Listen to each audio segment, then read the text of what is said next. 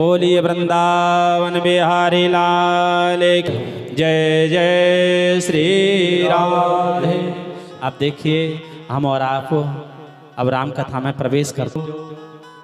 वसुदेव जी के पिताजी हैं सूरसेन है, वो ब्रज के राजा भी बने हुए हैं। और मथुरा के राजा कौन है? जो राजा कंस के पिताजी हैं उग्रसेन, वो मथुरा के राजा हैं। अब सभी राजा अपना अपना कार्यभार संभाल रहे हैं, लेकिन यहाँ मथुरा के राजा उग्रसेन की पत्नी के गर्भ में जब राजा कंस आया तो राजा कंस की माँ बगीचे में भ्रमण करने के लिए गई। उस समय राजा कंस गर्भ में था, गर्भवती थी। उस समय जब राजा कंस गर्भ में था तो उसकी माँ के ऊपर एक दुर्मिल नाम के राक्षस की को कहीं बाहर घूमने नहीं जाना चाहिए, न जाने कौन की कैसी दृष्टि पड़ जाए। देखो राजा कंस गर्भ में था, मैया बगीचे में घूमने गई, राजा कंस की माँ, एक दुर्मिल नाम के राक्षस की छाया पड़ गई तो वो राक्षस हुआ। इसलिए हर गर्भवती माँ को अपने घर में रहना चाहिए, पूजा पाठ करना चाहिए, मंदिर का दर्शन करना चाहिए, तीर्थ यात्रा करना चाहिए, लेकिन बाग बगीचे में कहीं गलत जगह घूमने नहीं जाना चाहिए। आज दुर्मिल नाम के राक्षस की छाया पड़ी उस गर्भ पर, तो वही कौन हुआ? राजा कंस हुआ है। समय अनुसार आने पर उग्रसेन के यहाँ उग्रसेन की पत्नी ने उस बालक को जन्म दिया। उग्रसेन जी ने उस बालक की हस्तरेखा ब्राह्मणों को दिखाई। जैसी ब्राह्मणों को दिखाई है, ब्राह्मणों ने हस्तरेखा देखी, ब्राह्मणों ने कहा ओहो ये बालक तो बड़ा उद्दंडी है और ये बालक तुम्हारे वंश को नष्ट करेगा। उग्रसेन जी से कहा ये बालक तुम्हारे वंश को नष्ट करेगा, तुम्हारे कुल को कुमार की ओर ले जाएगा।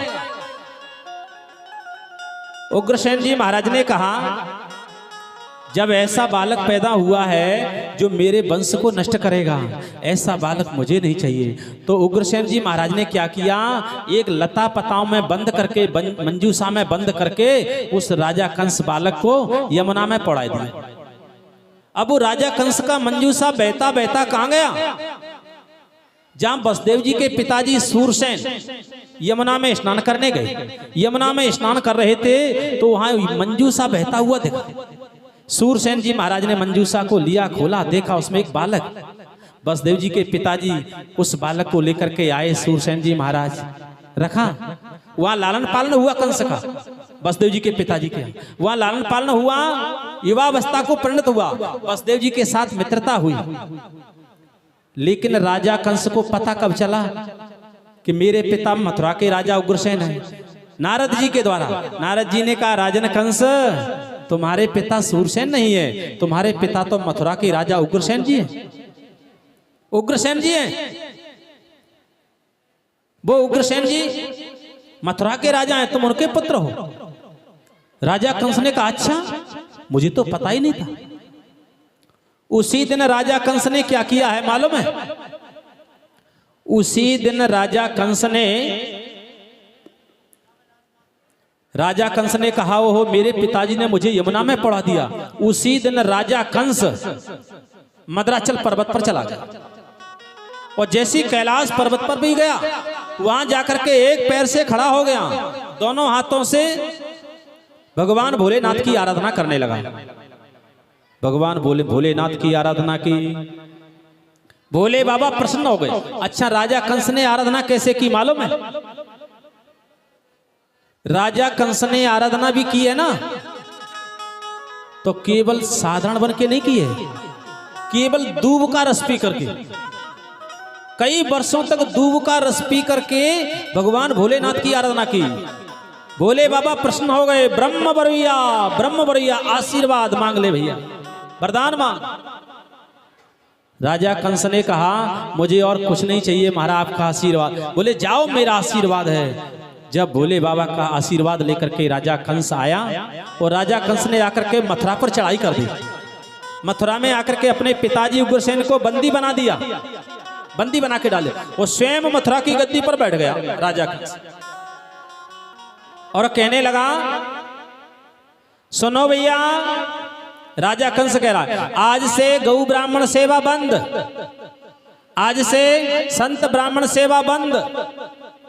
आज से कोई यज्ञ करेगा तो कंस नाम की यज्ञ करेगा, कंसाय सुहा बोलेगा। अब राजा कंस मथुरा का राजा बना हुआ गद्दी पर बोल रहा है। ये बालकों को भी थोड़ा बिठा दीजिए। बोलिए वृंदावन बिहारी लाल की। परीक्षित जी महाराज, ये बालक बंदर का रूप होते हैं। बंदर या डाली से उस डाली पे, उस डाली से उस डाली पे। बंदर से आप कभी खेल मत करना। ऐसे ये बालक हैं, नाचे कीट मरकट की ना, ये भी मरकट है। इसलिए कथा की ओर भी ध्यान देना। आज राजा कंस बैठ गया मथुरा की गद्दी पर। आज से ब्राह्मण सेवा बंद, संत सेवा बंद, कंस नाम की यज्ञ करो। अपने पिता को बंदी बना दिया। अब राजा कंस ने विचार किया, अब मैं मथुरा का राजा बन गया, लेकिन मेरे पिताजी तो बंदी बन गए, लेकिन मेरी एक बहन है।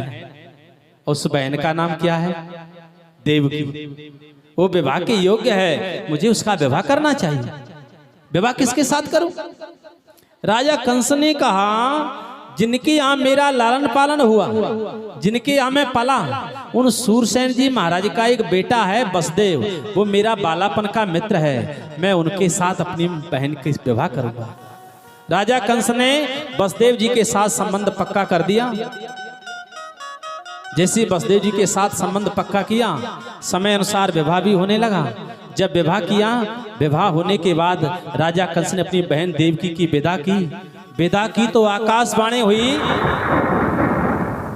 अरे कंस, अरे कंस, तू जिस बहन की विदा करने जा रहा है उसका अष्टम लाल तेरा काल होगा काल।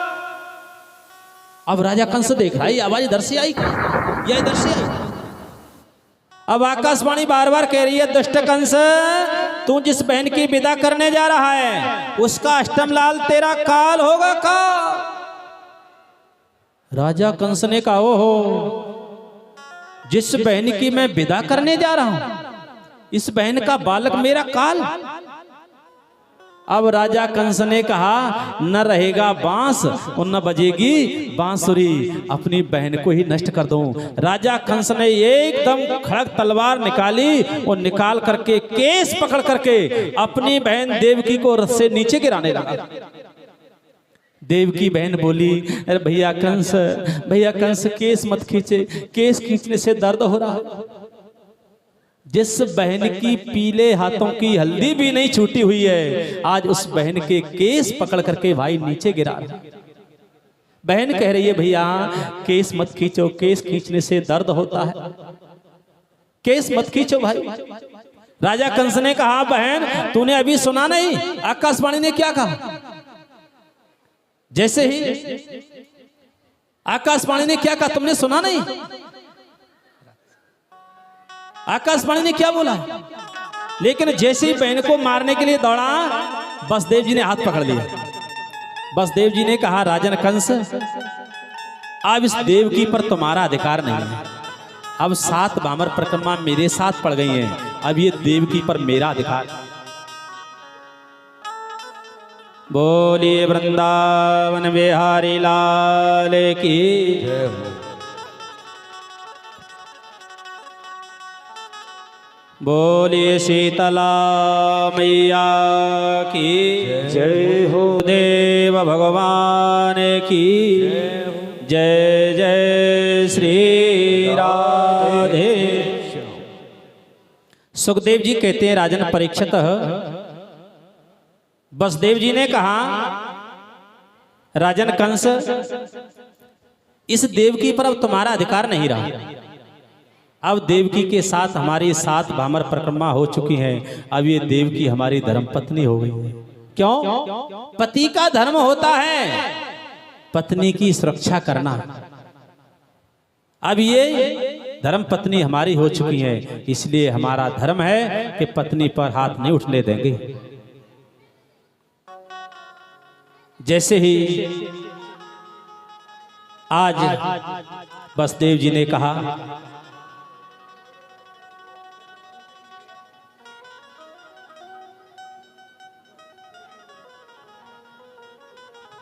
जय जय श्री राधे श्री राधे। तो मैन कथा पर आइए। वसुदेव जी कहते हैं, राजन परीक्षित,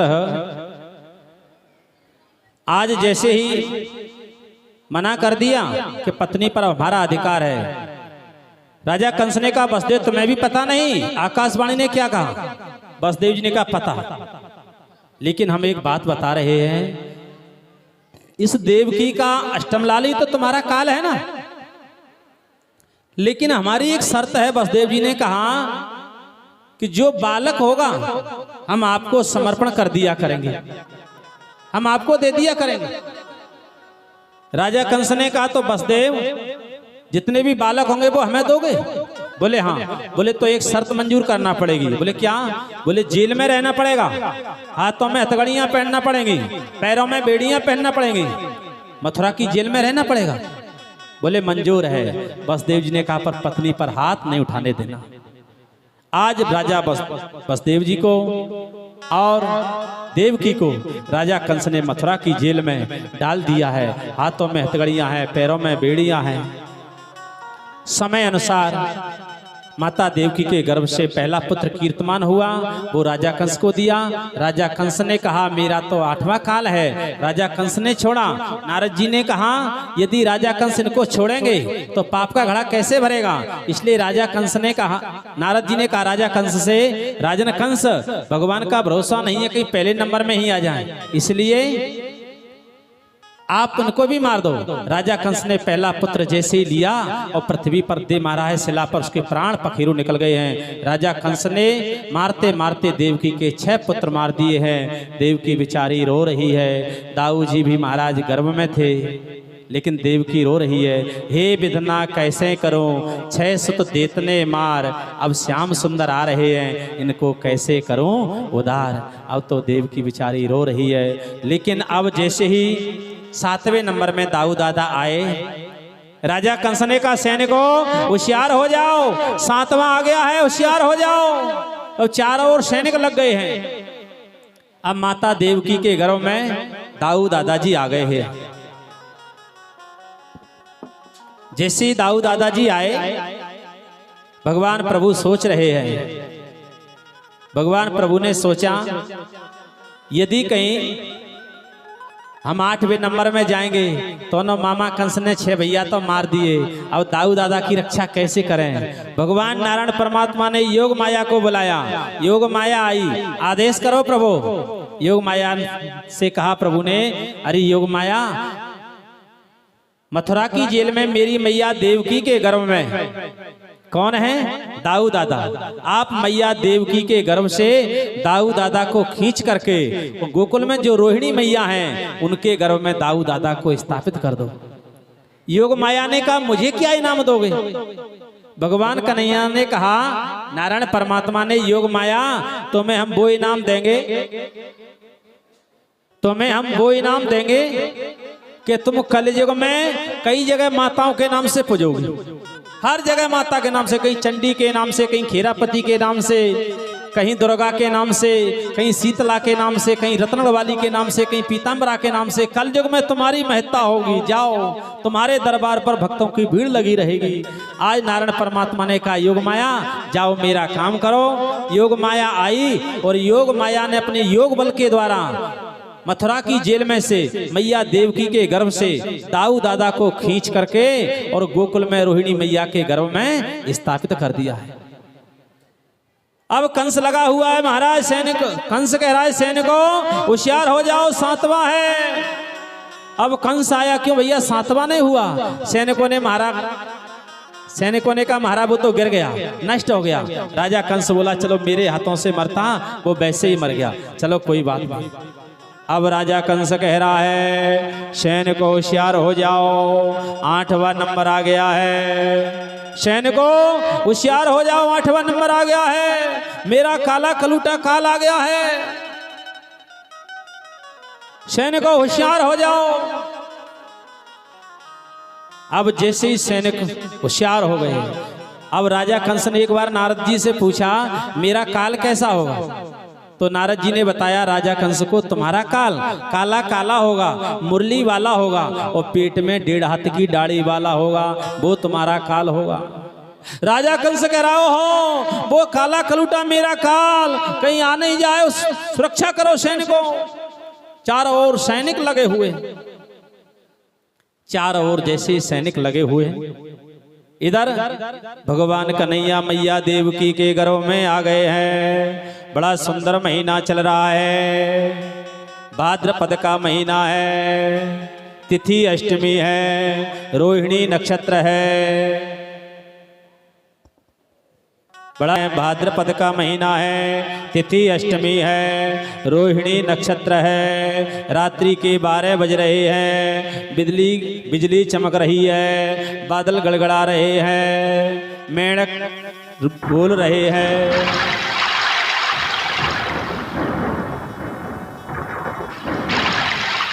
बड़ा सुंदर महीना है। अब देवता लोग आकाश में प्रार्थना कर रहे हैं, प्रभु आप अवतार लो। प्रभु का स्वागत कर रहे हैं सभी देवता, तो हम भी मन से भगवान का स्वागत करेंगे। प्रभु अवतार लो, इस पृथ्वी का भार हरण करो महाराज। तो हम भी चलते हैं स्वागत के लिए। स्वागतम कृष्णा तम कृष्णा, स्वागतम कृष्णा, शुभ स्वागतम कृष्णा। हरि बोल। अब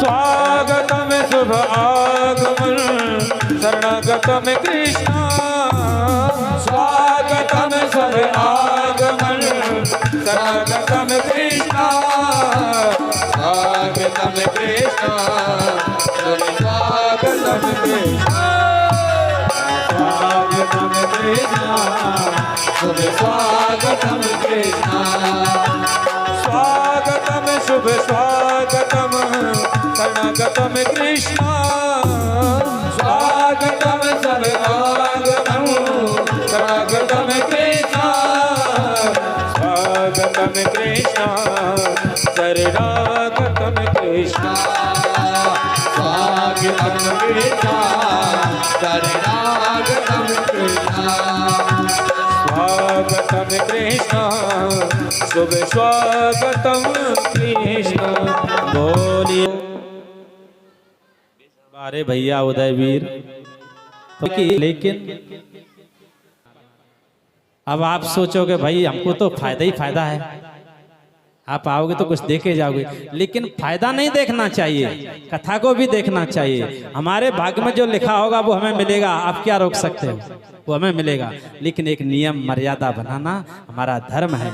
बोलिए वृंदावन बिहारी लाल की, सदगुरुदेव भगवान की जय जय श्री राधे। सुखदेव जी कहते हैं राजन परीक्षित, आज जैसी देवता लोग प्रार्थना कर रहे हैं प्रभु अवतार लो अवतार लो, अब जैसी देवताओं ने प्रार्थना की है। बड़ा सुंदर महीना है, भाद्रपद का महीना है, तिथि अष्टमी है, रोहिणी नक्षत्र है, रात्रि के 12 बज रहे हैं, बादल गड़गड़ा रहे हैं, बिजली चमक रही है, मंद मंद वायु चल रही है, रिमझिम बारिश हो रही है। उसी रात्रि के मध्य में आज सारे पहरेदार सो गए हैं। भगवान ने अवतार लेने से पहले योग माया पहुंचा दी है। योग माया आई और जितने जेल में पहरेदार थे सब सो गए हैं। बढ़िया मंद मंद वायु चल रही है, रिमझिम बारिश हो रही है, बादल गड़गड़ा रहे हैं, बिजली चमक रही है, रात्रि के 12 बज रहे हैं। ठीक रात्रि के 12 बजे आज भगवान कन्हैया अवतार लेते हैं। बोलिए बाले कृष्ण भगवान की जय हो, बोलिए बाले कृष्ण भगवान की जय हो। देखो भैया अभी जोर से मत बोलो, जोर से बोलो जय घोष। जैसे ही लाला कन्हैया को जन्म भया, अब लाला कन्हैया कैसे प्रकट हुए मालूम है? सशंक चक्रम सकरीट कुंडलम सपीत वस्त्रम सरसीर हेक्षणम सहार वक्षस्थल कौस्तव श्रियम नमामि विष्णुम शिरसा चतुर्भुज तमद्भुतम बालकमंबुजेक्षण। अब ध्यान देना भगवान कैसे प्रकट हुए? शंख चक्र गदा पद्म पीतांबर पहने हुए। जैसे भगवान तो बड़े पिताजी बन के आए। भगवान कन्हैया कैसा अवतार लेके आए? बड़े पिताजी बन के आए। 4 भुजा हैं, शंख है 1 भुजा, चक्र है, गदा है, पद्म है, वरमाला पहने हुए हैं। लेकिन ध्यान देना, पीतांबर पहने हुए हैं। मैया देवकी ने कहा, लाला ये बताओ, काऊ के घर में छोरा को जन्म होता है तो कोई छोरा इतना बन के आता है? तुम तो पिताजी की तरह बन के आए गए हो। कन्हैया ने कहा, मैया मैं इसलिए बड़ा बन के आया हूँ, शंख चक्र गदा पद्म इसलिए लेके आया हूँ, मेरे भैया सबरे मामा कंस ने मौत के किनारे लगाए दे। तो मैंने सोची जो मामाएं 11 वर्ष के बाद मारेंगो, बाय जाए के आज ही मार दो। मैया देवकी ने कहा, लाला ऐसा नहीं, जगत की प्रथा टूट जाएगी, लाला छोटे बन जाओ। तो लाला कन्हैया ने कहा, मैया मैं छोटो तो बन जाऊंगो, पर मैं कह रहा हूं वो उपाय करो। बोले क्या? भगवान कन्हैया ने कहा, मैया सुनो, जो गोकुल में नंद बाबा की पत्नी है उनका नाम है यशोदा, और यशोदा मैया ने एक छोरी को जन्म दियो है। तो मैया बसदेव बाबा मुझे रात ही रात में ले जाएं और गोकुल में यशोदा मैया की गोद में लेटाए आवे, यशोदा मैया के साथ वहां से छोरी को यहाँ ले आए। देवकी ने कहा, लाला कैसे जाओगे? क्योंकि हाथों में हथकड़ियां, पैरों में बेड़ियां, और मथुरा की जेल में कांके ताले लगे। हमारे यहाँ ताला अलीगढ़ का प्रसिद्ध है, अलीगढ़ का ही प्रसिद्ध है, और मथुरा की जेल में कहाँ के लगे? गुजरात के ताले। लाला जेल में गुजरात के ताले लगे हैं, तो जे कैसे बचाओ? लेकिन कन्हैया ने कहा, मैया जब मैं छोटा बन जाऊंगा ना, और जैसी बाबा मुझे हाथ में लेंगे तैसी हथकड़ियां बेड़ियां खुल जाएंगी, और जैसी मुझे लेके चलेंगे वैसी ताले टूट जाएंगे, गेट खुल जाएंगे, और मुझे लेके चले जाएं। अच्छा बोले हाँ। तो बोले ठीक है, छोटे बन जाओ। तब मैया ने कहा, कीजय शिशु लीला अति प्रियशीला, शिशु बन जाओ। जैसे प्रभु छोटे बने हुए हैं और जैसी छोटे बने हैं, बसदेव जी ने जैसी हाथ में लिए डलिया ली, और डलिया में लिया हथकड़ियां बेड़ियां खुल गई हैं, और बसदेव जी जैसी सिर पे रख के चले हैं, ताले टूटते जा रहे हैं, गेट खुलते जा रहे हैं, और बसदेव जी लेके जा रहे हैं। सारे पहरेदार सो रहे हैं। बसदेव जी जैसी लेके चले, जब जेल के बाहर निकले, अब जेल के बाहर अंधकार ही अंधकार, बादल गड़गड़ा रहे हैं, बिजली चमक रही है, मंद मंद वायु चल रही है, रिमझिम बारिश हो रही है। जैसी बसदेव जी लेके चले बाहर, देखा जल ही जल, जल ही जल। मेंढक बोल रहे हैं, झींगुर बोल रहे हैं। अब बसदेव जी जैसी लाला को लेके चले, अब लाला पे जल की बूंद गिर रही। शेषनाग जी आ गए कि लाला को आघात हो जाएगा, अबोध बालक है। शेषनाग जी ने आकर के छत्र बना लिया है। जैसी शेषनाग जी आए, अब बसदेव जी लेके चले। अब बसदेव जी लेके कहाँ चले? गोकुल के लिए। जैसी बसदेव जी चले, बीच रास्ते में यमुना मैया मिल गई। यमुना में बाढ़ आएगी। अब बसदेव जी जैसे यमुना में प्रवेश करते हैं, क्योंकि गोकुल जाने के लिए यमुना पार करना पड़ती है। यमुना में प्रवेश किया तो यमुना कहाँ आ गई? बसदेव जी के ओटों तक आ गई। यमुना मैया बसदेव जी के ओटों तक। बसदेव जी चिल्लाने लगे, भैया कोई लो, भैया कोई लो, कोई लो, कोई लो। तो वहां कोयलोपुर नाम का एक नगर बस गया। अच्छा, यमुना बसदेव जी के ओटों तक क्यों आई? क्यों भैया बसदेव जी के ओटो तक क्यों आई? क्योंकि आज यमुना मैया ने कहो, ओहो मेरो बड़ा भाग्य है, काऊ के पति को जन्म होवे तो कोई अपने पति के जन्म को दर्शन ना करे। आज मेरे पति को जन्म भयो है, चलो मैं उनके चरण पखार लूं। जैसे यमुना मैया बाबा के ओटों तक आई, बाबा घबराने लगे। कन्हैया ने कहो, अरे देवी जी मेरे पिताजी घबरा रहे हैं। तो कन्हैया ने क्या किया? डलिया में से पैर नीचे को किया और एक पैर का झटका दिया। क्यों तुम्हें लज्जा नहीं लगती है? अपने ससुर के सिर पे चढ़ी चली आ रही है, तुम अपने ससुर के ऊपर चढ़ी चली आ रही। इसलिए चरण स्पर्श करके वो यमुना मैया नीचे उतर गई। दूसरा भाव ये है, यमुना में बाढ़ इसलिए आई, यमुना ने कहो छोटी पूरी नदियन से, अरे सखियो ये बताओ काऊ के पति को जन्म होवे, वो अपने पति के जन्म के समय को दर्शन करती है क्या? कोई नहीं करती है। इसलिए यमुना ने कहो अरे सखियो आज आ जाओ, मेरे पति का जन्म हुआ है, आओ मेरे पति का दर्शन करना। तब यमुना में जब छोटी पूरी नदियां आई के मिलेंगी तो यमुना में बाढ़ आवेगी कि नहीं आवेगी? इसलिए यमुना में बाढ़ आ गई है। जैसी यमुना ऊपर आए, लाला कन्हैया ने सिर नीचे पैर नीचे को किया और पैर का प्रक्षालन करके यमुना मैया घोटू तले उतर गई। अब बसदेव जी जैसे ही पहुंचे हुए हैं गोकुल में, सारे गोकुलवासी सो रहे हैं। जैसे ही गोकुलवासी सो रहे थे, मैया यशोदा ने एक छोरी को जन्म दे करके एक करवट लेकर के सो रही है, झिनी चादर ओढ़ के। बसदेव जी गए और उस कक्ष में जाकर के देखा, यशोदा सो रही है। यशोदा जी के साथ में वह छोरा लेटा दिया है और बसदेव जी वह छोरी को लेकर के और मथुरा की ओर चलते हैं। जैसे ही बसदेव जी मथुरा की ओर छोरी को लेके आए और जेल में प्रवेश किया छोरी को लेकर, तो गेट लगते जा रहे हैं और ताले लगते जा रहे हैं।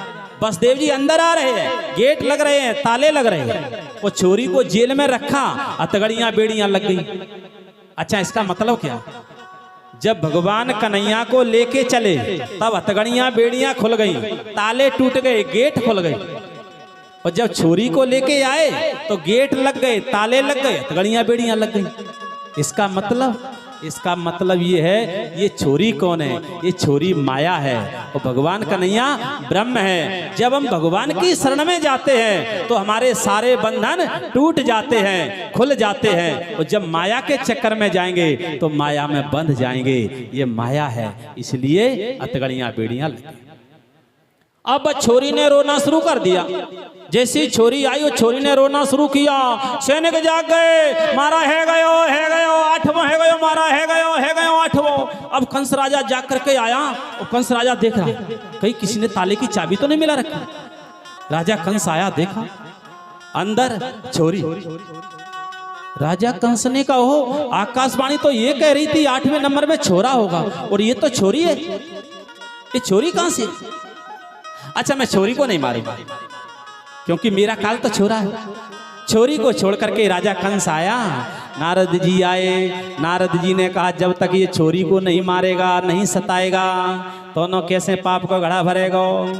राजा कंस से नारद जी ने कहा, अरे राजन कंस, तुम्हें पता नहीं है, देवता बड़े चतुर होते हैं। देवताओं ने समझ लिया कि 8वें नंबर में जाएंगे तो मामा मार देंगे, इसलिए छोरी बन के जाओ। अब जो छोरी के जो छोरा होएगो वो तुम्हारो काल होएगो। अब दैत्य बुद्धि। राजा कंस बोला, सही कह रहे देव से। अरे बस देव, उस छोरी को लेके आओ। छोरी को लिया और जैसी छोरी को लेकर के एक शिला पर पटका है। अब वो छोरी आकाश मार्ग की ओर उड़ करके कहने लगी, अरे दुष्ट कंस, अरे मूर्ख कंस, तू मुझे मारना चाह रहा था पर मुझे मार नहीं पाया। अरे दुष्ट, तुझे मारने वाला तो 84 कोस के ब्रज में पैदा हो गया है। अब राजा कंस कांप रहा है। अरे बहन बता दे, मेरा काल कहाँ पैदा हुआ है? बोले, ये नहीं बताऊंगी, पर तुम्हारा काल पैदा हो गया, पर इस 84 कोस के ब्रज में पैदा हो गया। आकाश की ओर चली गई है। जैसे ही अब राजा कंस चिंतित अवस्था में बैठा है। अब राजा कंस को मथुरा में चिंता करने दो, तब तक हम और आप कहाँ चलते हैं? गोकुल में। अच्छा, गोकुल में क्या हो रहा है? गोकुल में नंद बाबा की आयु 85 वर्ष की है। नंद बाबा की आयु कितनी है? 85 वर्ष की। और नंद बाबा माला को जाप कर रहे हैं। कैसो जाप चल रहा हो नंद बाबा को? पतो ना छोरी होगी के छोरा होएगा, पतो ना छोरी होगी के छोरा होएगा। 85 के तो है गए, पतो ना छोरी होगी के छोरा होएगा। ब्राह्मण आए नंद बाबा के पास। अरे नंद बाबा, एक बार शुद्ध घी के खीर मालपुआ घुटवा दे यमुना के किनारे, तो ये आशीर्वाद देंगे छोरा को।